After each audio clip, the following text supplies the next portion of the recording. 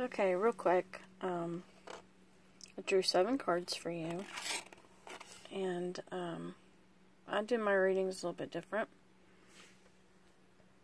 Excuse me, I have really bad acid reflux.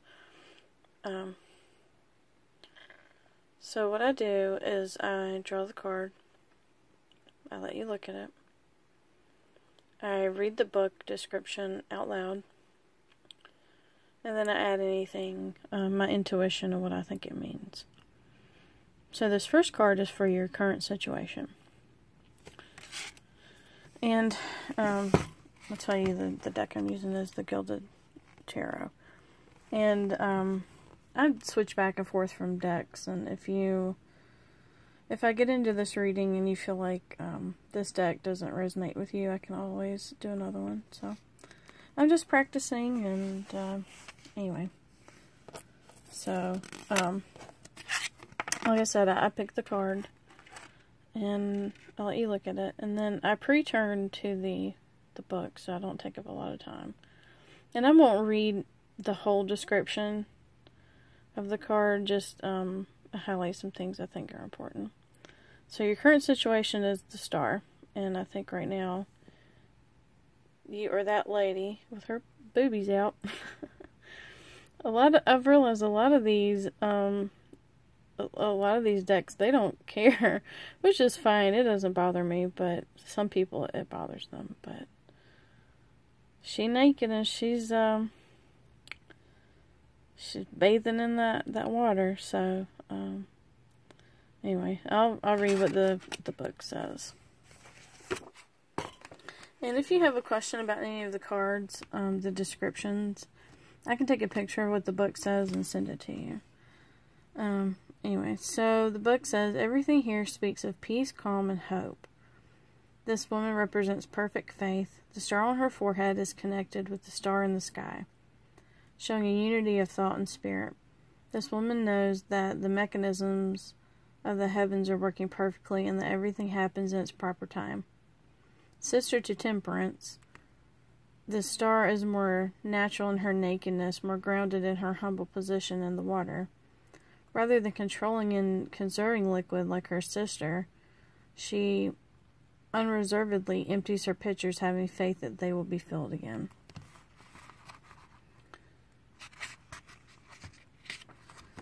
So, it also says, be aware of lack of faith, of giving into despair, of giving up. The star prompts hope. Don't lose faith in that promise.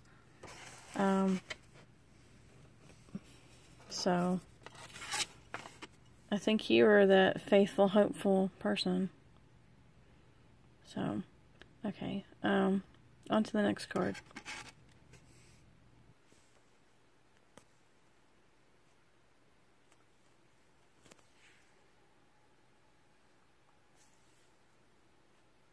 Okay, there we go.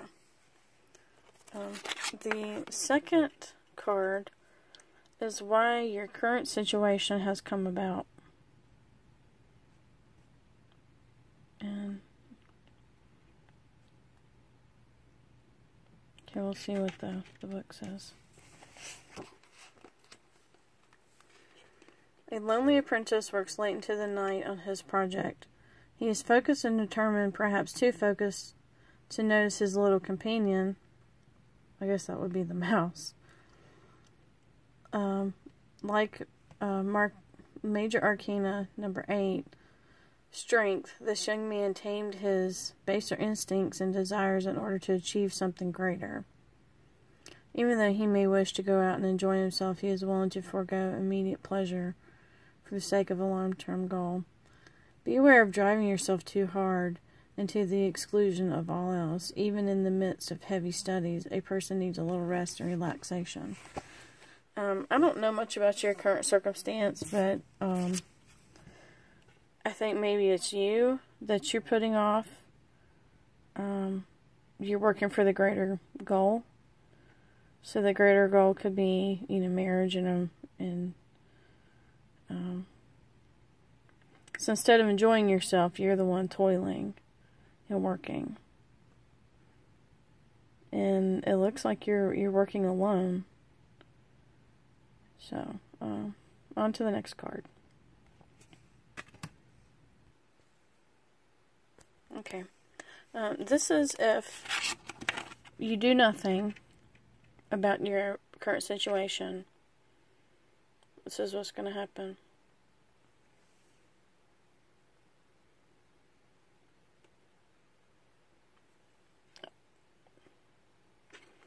So, let's see what the book says. Right off the bat, the hermit,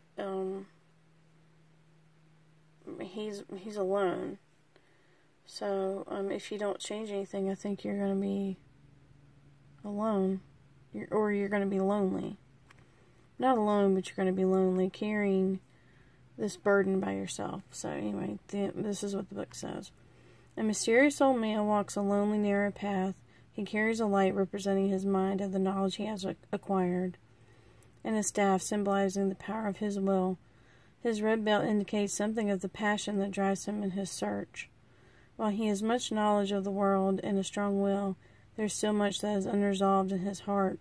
Alone, he goes off to contemplate, to compare conventional knowledge to what he feels in his heart.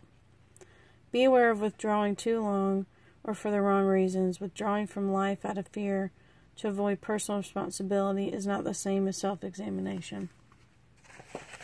So I think if you don't do anything about your situation, if you leave things the way they are, you're still going to be searching. And this is why I don't like to work with this deck, because it sounds bad. But the next question is, what's going to happen if you do take action? So, alright, hold on.